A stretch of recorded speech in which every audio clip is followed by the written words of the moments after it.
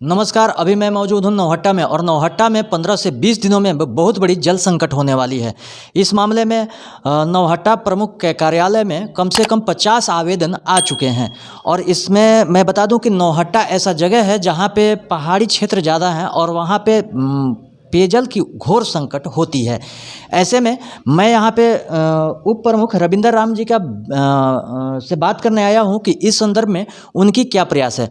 नमस्कार सर। नमस्कार। पहले मैं अपना रोहतास पब्लिक न्यूज़ आपको बहुत बहुत धन्यवाद। रही बात कि नौहट्टा प्रखंड में 15 दिन के अंदर में बहुत बड़ा जल संकट आने वाला है। इस संदर्भ में सर आपको कोई आवेदन भी प्राप्त है? मुझे जानकारी है कि आपको कुछ आवेदन मिला है जिसमें दर्शाया गया है कि बहुत जल्दी हम लोग के यहाँ जल संकट होने वाली है। लगभग मेरे पास 40 से 50 आवेदन केवल जो भी पानी का समस्या, जल संकट का समस्या यही आया है। क्या मानते हैं सर जो मुख्यमंत्री जी का जो ये जल जीवन हरियाली और 7 निश्चय योजना में जो चला हुआ था नल जल हर घर में जल, उसके तहत काम हुआ है सर? देखिए, आपके चैनल के माध्यम से मैं कह रहा हूँ कि शायद अगर ये नल जल 25% से ऊपर रहता तो जल संकट की समस्या नहीं आता, लेकिन ये 25% से नीचे चल जाइए नल जल में, ऊपर नहीं है।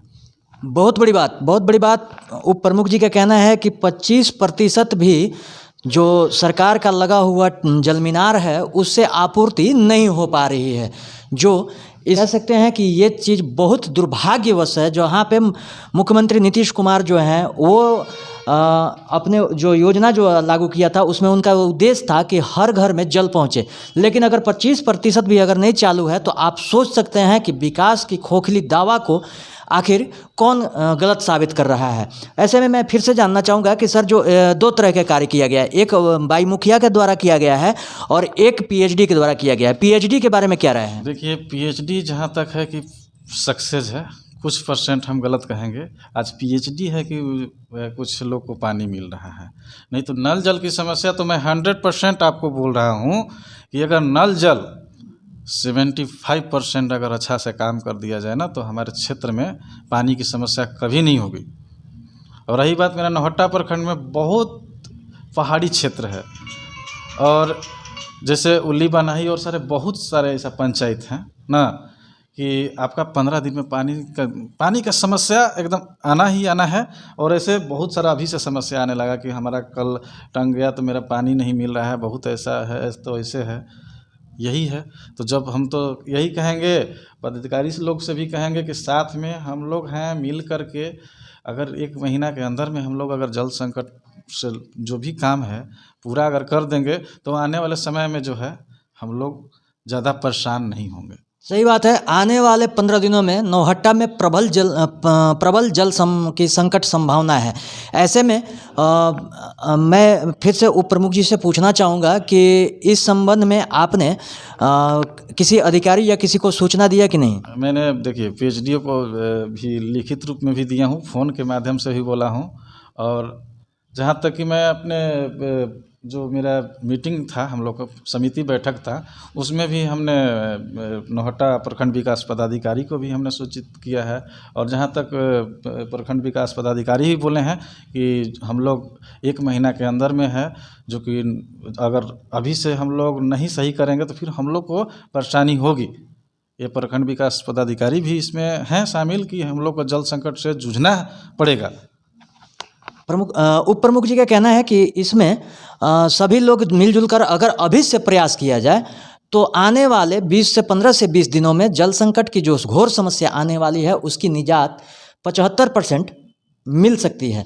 लेकिन अगर इस तरह की दावा की करके जो किया जाता है कि हमारे यहाँ नल जल चल रहा है, लेकिन अगर वो फेल है तो इसमें सर उन अधिकारियों या उन जो जिनके द्वारा कराया गया संवेदक के द्वारा उन पे कार्रवाई होनी चाहिए कि नहीं? जैसे कि आप कह रहे हैं कि 25% ही चालू है, 75% आपका फेल है, उसमें खास करके मुखिया जी वाला जो योजना हुआ है उसमें क्या कहना है सर आपका? बिल्कुल, देखिए प्रखंड विकास पदाधिकारी भी जो हैं, जो भी नल जल वर्क सही ढंग से नहीं किया है उस पर FIR भी हो रहा है, बहुत अच्छा बात है।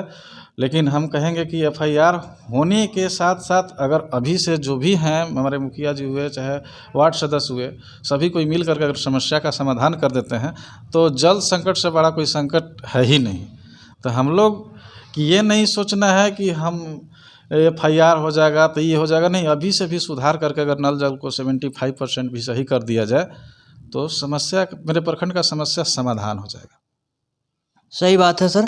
और मैं इस चैनल के माध्यम से भी अभी सभी जो भी देख रहे हैं उनसे आग्रह करूंगा कि कम से कम हमारे प्रखंड को विशेष वरीयता देते हुए यहाँ पे जो जल्द से आने वाली जल संकट है उसको ध्यान में रखते हुए जल्द से जल्द कार्य को पूरा करा दिया जाएगा।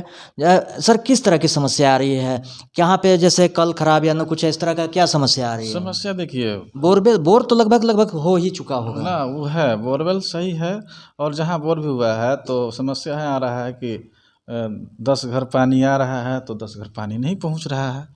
ये तो फिर योजना को ही फेल समझा जाएगा। तो वही है, तो क्यों ना, अगर ऐसा लगता है कि 10 घर पानी जा रहा है तो हमारे दिमाग से तो मैं यही कर रहा हूँ कि अगर नल जल सबके घर पानी अगर नहीं जा रहा है तो सभी का जो घर घर कनेक्शन गया है उसको बंद करके और 10 घर पे एक अगर नलकूप लगा दिया जाए ना तो उससे भी समस्या का समाधान हो सकता है। ये तो सर आप वहाँ पे मतलब एक मानवता के ये समझौता कह रहे हैं, लेकिन सरकार का उद्देश्य है कि हर घर में पानी पहुँचना चाहिए। उसके लिए क्या करना चाहिए? देखिए, उसके लिए तो मान के चलिए हम फेलवर ही समझेंगे। अगर हर घर तो नहीं पहुंच रहा है, लेकिन हम समझ रहे हैं कि अगर नहीं पहुंच रहा है तो लोग आज के डेट में चापाकल से भी पानी दूर लाना जाना पड़ता है।